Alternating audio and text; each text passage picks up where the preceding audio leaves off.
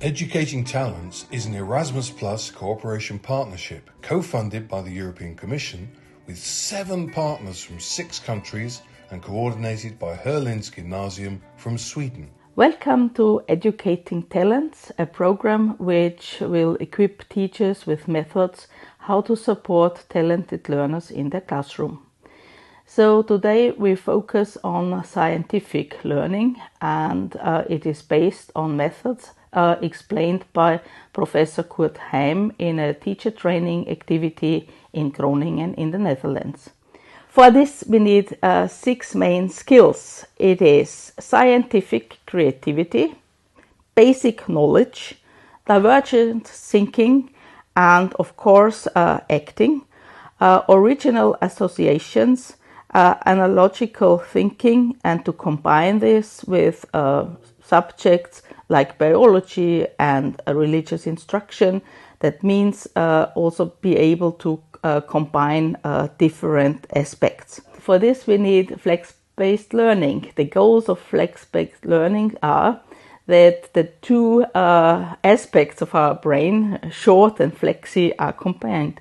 Short is for the routine, for the obvious, and flexi is for the new and creative aspects. The goals of ThinkFlex, the first method, is to increase the creativity and the flexibility in thinking. There is the process of asking a question and then individually think about that question and come up with several ideas.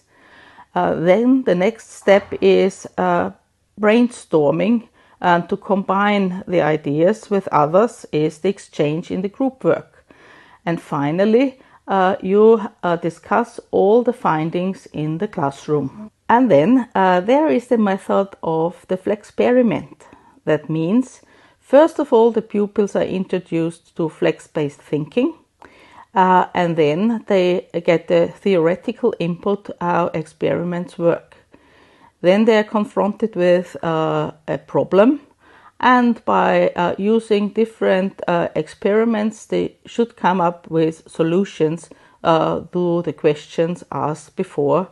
And this can perfectly work in physics or in maths. For instance, if you ask the question, how many solutions are there and how many questions are there that you have the result 8? Or in physics, there is the question, if you have a glass of water and you have to transfer the water to another empty glass, how many possibilities have you got without tipping any water? A further method that was introduced by Professor Heim is the method of clustering. So first you give the students a word like air, and they come up with a lot of associations, like the many gases, then the oxygen, oxidation, and many more. Or you provide the method of stormy clustering.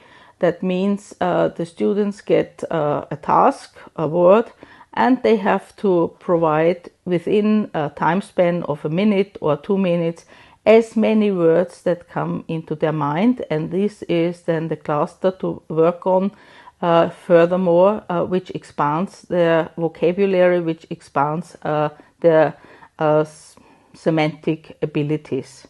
Within clustering, there's also the method of analyze the product, identify flaws, and then make the product better. This is a method how pupils and learners can come up with a lot of ideas, and the example for this is a fire extinguisher, and pupils have to study how fire extinguishers work, but then they also have to identify whether there are problems involved and how these problems can be solved. So these 3 methods of clustering, of associations, and of analytic thinking were tried out with 3,000 students, and it was found that especially gifted students had a big advance in their achievements. So these methods are really useful for teaching talents and finding talents in the classroom. Thank you for watching. For more information, please turn to our website and also our ebook, which will be published soon. And so, goodbye.